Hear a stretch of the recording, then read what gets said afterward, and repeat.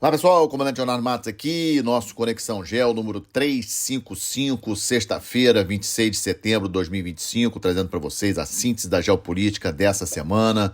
Como esperado, primeiro essa semana de discursos, o início dos discursos dos chefes de Estado lá nas Nações Unidas na terça-feira. Sabíamos que teríamos novidades, mas confesso a vocês que não esperava que tivéssemos tantas novidades assim tão importantes como vou passar para vocês.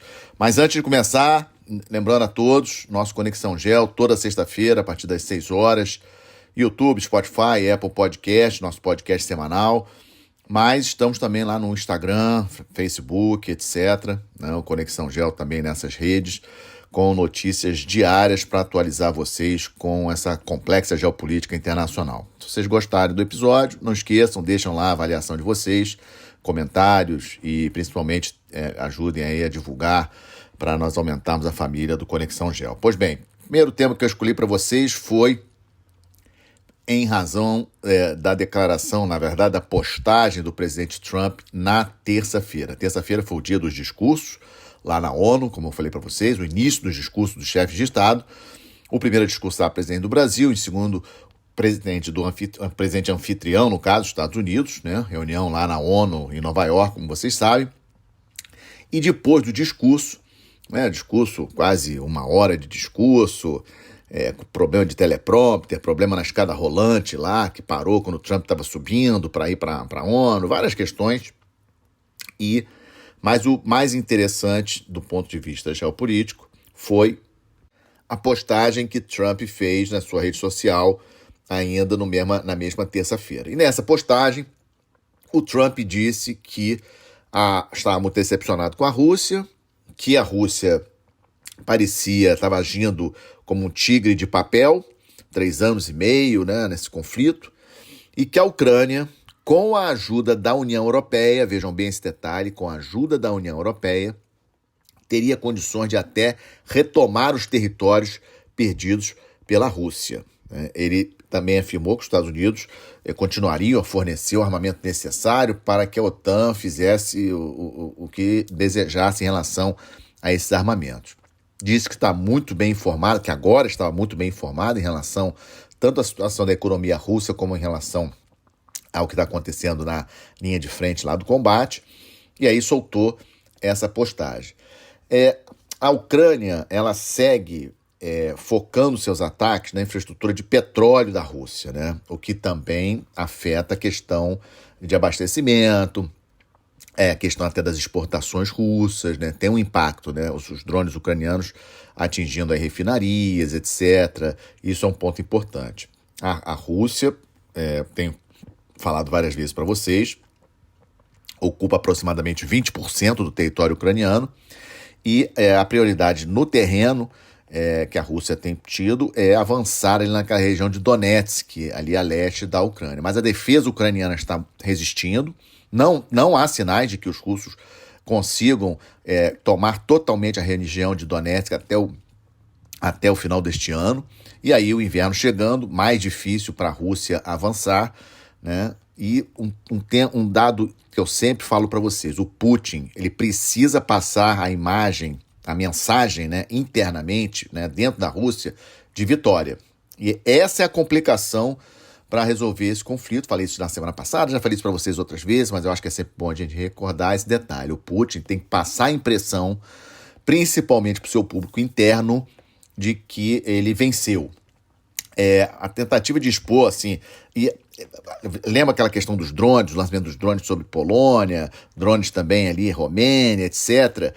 Talvez uma tentativa até de desestabilizar a OTAN, etc., mas eu acho que não surtiu efeito, E fica aquela questão, quais são as cartas que o Putin tem na mão? Ele não vai, na minha avaliação, ele não vai conseguir militarmente, até o final deste ano, dominar a região de Donetsk, que ele estava querendo, E o que ele tem é, como eu falei na semana passada para vocês, o que ele tem é tentar dar essa demonstração aí de força, mostrar que ele é forte, etc. Um ponto importante, o Trump não falou, nem na postagem, nem nesse discurso, que iria tomar alguma medida especial, extra, contra a Rússia, Apenas porque eu disse que ele falou que a União Europeia é que vai efetivamente, junto com a Ucrânia, né, ajudar a Ucrânia, etc., mas ficou disso. Acho que essa mensagem do Trump foi um recado para o Putin, né? Tipo assim, olha, o tempo está acabando e é bom você aceitar logo essa negociação de paz. E como seria essa negociação de paz? Fronteiras ficam como estão, né? Ou seja, a Ucrânia não sairia da região de Donetsk como o Putin quer. Haveria uma estabilidade ali nas fronteiras, uma paralisação ali da guerra como está. A Ucrânia formalmente seria um Estado neutro, no sentido de se comprometer a não entrar para a OTAN. O Putin, ele aceitaria o estabelecimento de forças de paz ali na linha de fronteira, ali dentro da Ucrânia, tipo um buffer zone ali, mas sem a presença de militares de países da OTAN. Eu acho que o Putin não vai abrir mão disso e acho que o Zelensky vai acabar aceitando.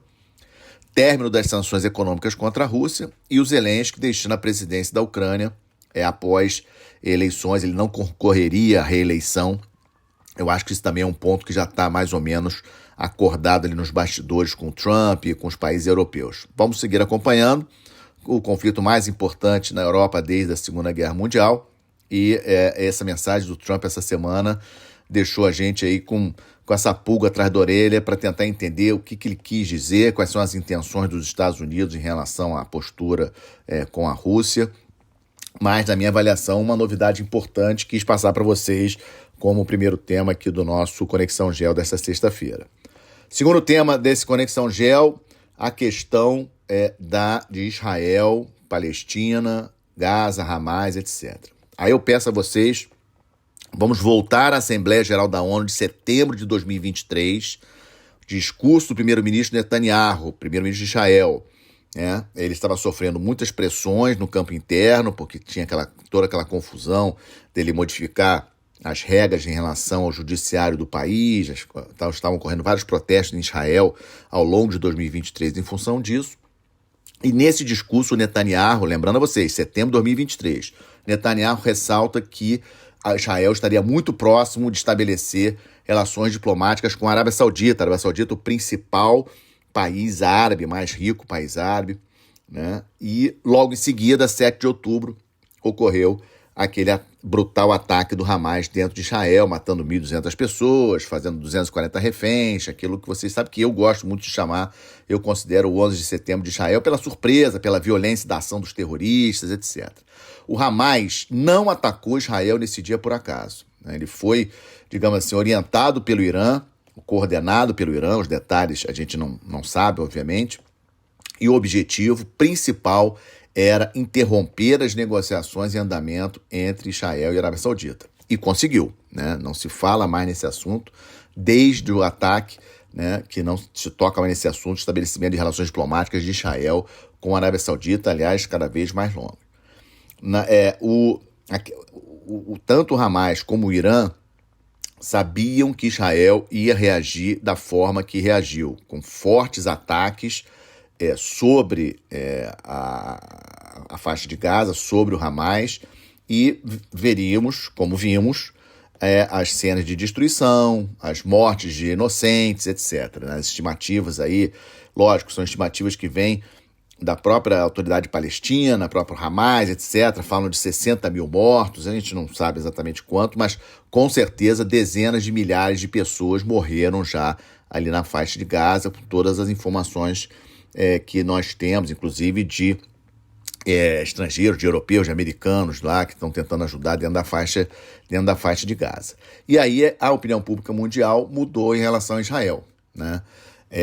Em setembro, quando Netanyahu falava na ONU, o tema da criação do Estado palestino, gente, não era pauta. Ninguém falava de criação do Estado palestino em setembro de 2023. Teve o ataque no 7 de outubro de 2023 e essa semana, pulando aí praticamente 2 anos depois, nós tivemos aí países importantes reconhecendo o Estado palestino. França, Canadá, Austrália, Reino Unido. E para vocês terem uma ideia, eu fiz essa conta, 20 países reconheceram o Estado palestino a partir do ataque do Hamas em outubro de 2023. Hoje, 157 países reconhecem o Estado palestino. E essa semana foi o ápice ali na ONU, como vocês acompanharam ao longo da semana, né? Os países importantíssimos, França e Reino Unido, membros permanentes do Conselho de Segurança da ONU, países nucleares, países do G7, Canadá também um país do G7, Austrália também um país muito ligado aos Estados Unidos, reconhecendo o Estado palestino. Por quê? Vai mudar alguma coisa na prática? Não, porque na prática, sem Israel concordar, não tem como criar um Estado palestino. Mas joga uma pressão danada sobre o Netanyahu, mas também sobre o Trump, porque sem o apoio do Trump, sem o apoio dos Estados Unidos, o Netanyahu ele tem vida curta. Israel precisa do apoio dos Estados Unidos para prosseguir nesse ataque contra o Hamas, né? Vocês têm acompanhado, eu tenho falado para vocês, Israel está dentro da faixa de Gaza, mais ou menos ocupa 75%, 80% da faixa de Gaza e está priorizando o ataque à cidade de Gaza neste momento. E precisa, lógico, do apoio dos Estados Unidos, principalmente em termos de armamento. E essa pressão internacional vai em cima do Trump. Trump é um cara de negócios, é um negociador. E não sei até que ponto todo o lobby judeu, que lógico, tem força em cima do Trump, vai conseguir manter o Trump nessa postura. Tanto é que a questão de anexação de parte da Cisjordânia, vamos lembrar, Palestina tem 2 pedaços, Cisjordânia e faixa de Gaza, e Israel vem anunciando nas últimas semanas, já que era a questão de anexar partes da Cisjordânia ao Estado de Israel formalmente, o Trump falou essa semana que isso não vai acontecer. Ou seja, a gente já percebe o Trump se posicionando mais fortemente com o Netanyahu, né, contrário à posição do gabinete do Netanyahu. Esse governo de Israel não vai permitir a criação do Estado palestino, mas a pressão, sem sombra de dúvidas, aumentou em cima tanto do Netanyahu como do Trump. Em paralelo a toda essa questão aí de Palestina, ONU, etc., os Houthis voltaram a atacar, os Houthis, vocês lembram, aquele grupo xiita lá do Iêmen, voltaram a atacar Israel com drones, dessa vez porto de israelense de Eilat, que é o único porto israelense que tem acesso direto ao Mar Vermelho, e conseguiram sucesso, né? Feridos, o ataque foi exitoso, isso aconteceu na quarta-feira, ontem, quinta-feira, Israel revidou, a gente já esperava sobre isso. Então, o Houthis aí, impressionante, né, como que os Houthis ainda conseguem estar vivos, atuando, né, e perturbando a vida ali de Israel. E para fechar essa questão aí de Oriente Médio, Israel, etc., um ponto que está me preocupando muito, a questão daquela flotilha de embarcações com nacionais de vários países, a estimativa é entre 600 a 1.000 pessoas em cerca de 50 embarcações que estão navegando ali no Mediterrâneo, indo em direção a Gaza.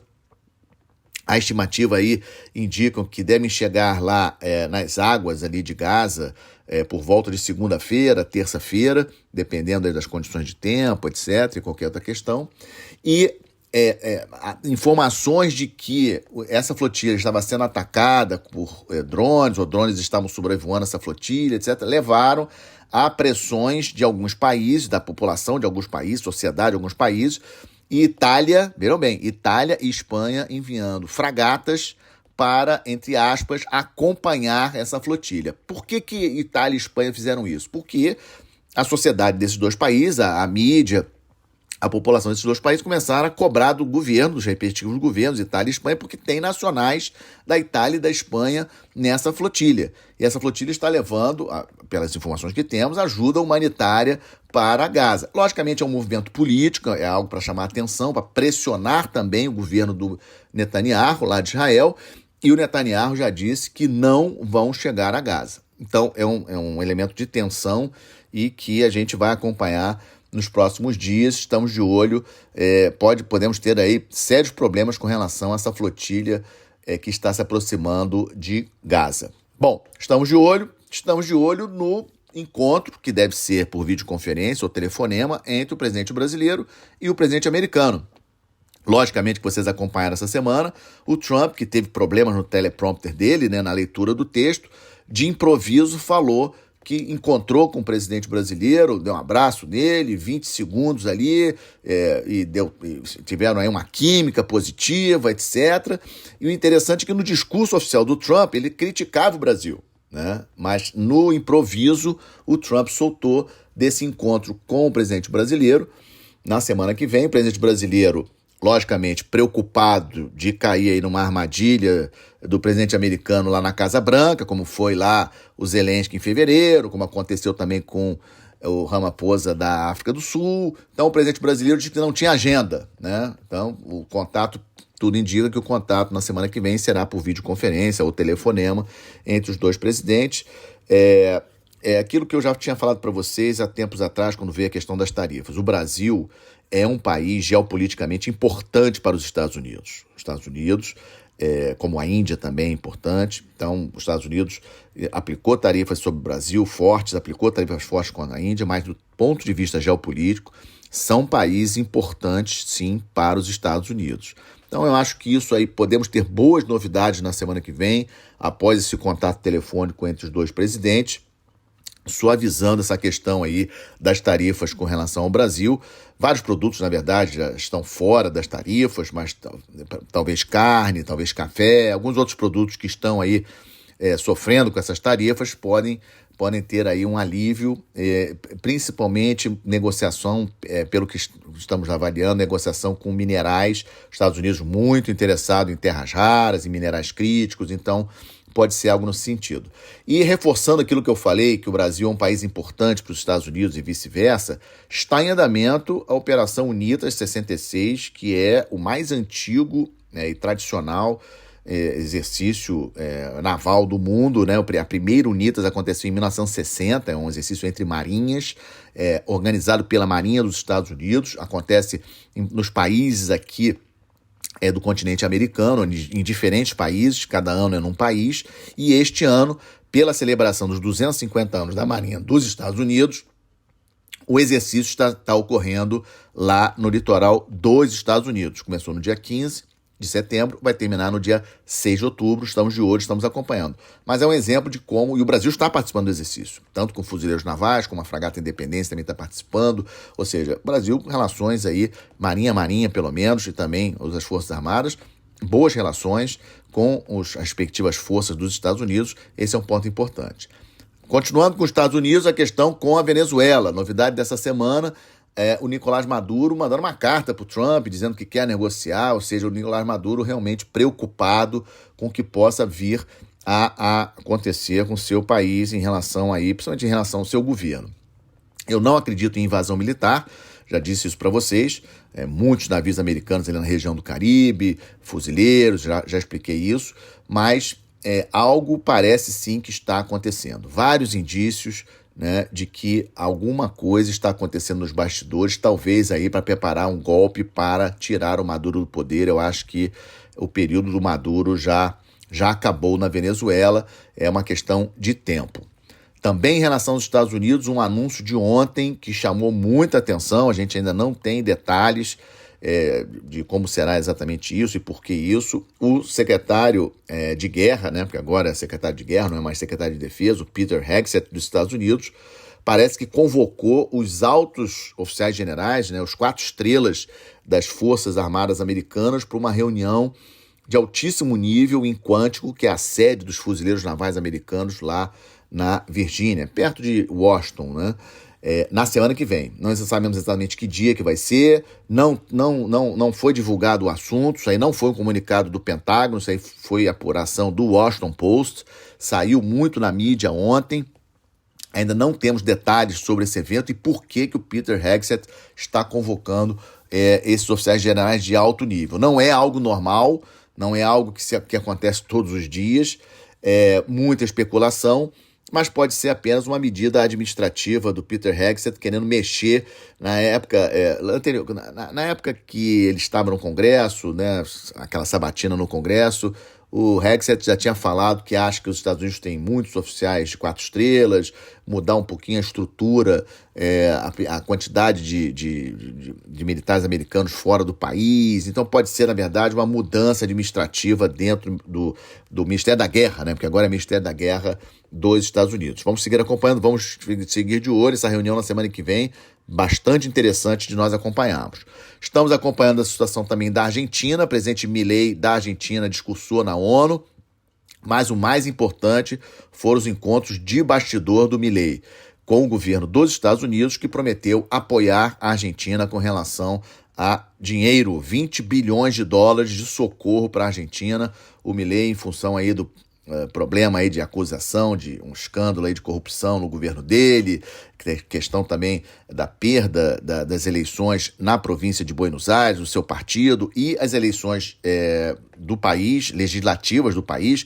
Bom, metade da Câmara dos Deputados será trocada, 1/3 do Senado vai acontecer no dia 26 de outubro, já tinha comentado isso com vocês, no Conexão Geo anterior.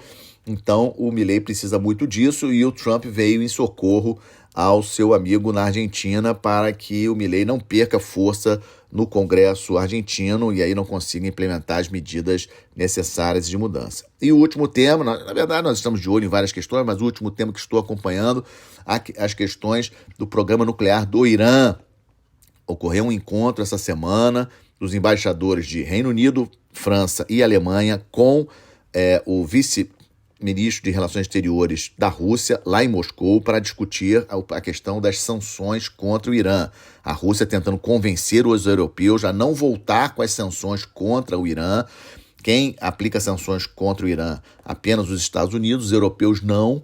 E aí a Rússia tentando aí proteger o seu aliado o Irã para convencer os europeus a não aplicar essas sanções em função daquela questão do programa nuclear iraniano. Os europeus querem que volte as inspeções da Agência de Energia Atômica lá no Irã, o Irã resistindo a essa negociação. Tem aquela questão de enriquecimento de urânio, o Irã segue dizendo que tem sim direito de enriquecer urânio para fins pacíficos, o que teoricamente é verdade, mas os Estados Unidos não aceita, Israel também pressionando essa questão, não querem que o Irã enriqueça o urânio de maneira alguma e querem que a Agência Internacional de Energia Atômica possa fiscalizar o programa iraniano, e o Ayatollah Khamenei não aceita. Então essa questão do Irã é algo importante, estamos de olho nesses próximos dias, nos eventos da próxima semana. E como sempre faço, fechando, boas notícias, uma notícia econômica, outra notícia ligada ao mar. A notícia econômica é que a empresa Latam anunciou a compra de 74 aeronaves da Embraer, uma notícia muito boa para a indústria aeronáutica brasileira. 24 encomendas firmes e 50 opções de compra, ou seja, até 74 aeronaves. Essa é 195, é 2 da Embraer.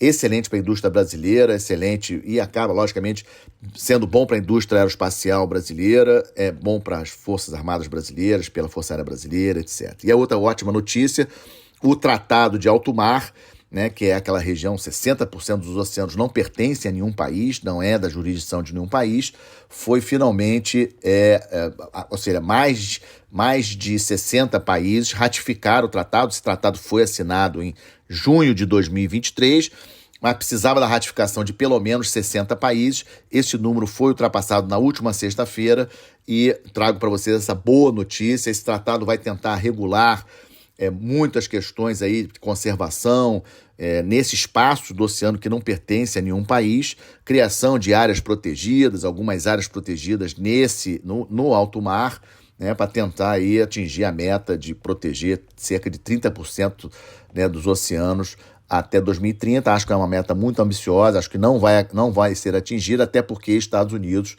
e Rússia, por enquanto, estão fora desse tratado, infelizmente. Mas seguimos, acho sim que foi uma boa notícia, um acordo aí que foi costurado durante muitos anos, mais de 15 anos de negociações nesse tratado de alto mar, e esperamos que ele possa efetivamente, ele vai entrar em vigor em janeiro, e tomara que dê certo, a gente possa aí cuidar do nosso oceano. 70% do planeta é mar, é oceano, e é importante para a vida de todos nós. Com isso, fecho mais esse Conexão Geo 355, agradecendo vocês pelo tempo de vocês, pela audiência. Se gostaram, deixem avaliação, deixem comentário, principalmente compartilhe com seus amigos. Um excelente final de semana, boa semana, até a próxima sexta-feira. Muito obrigado a todos.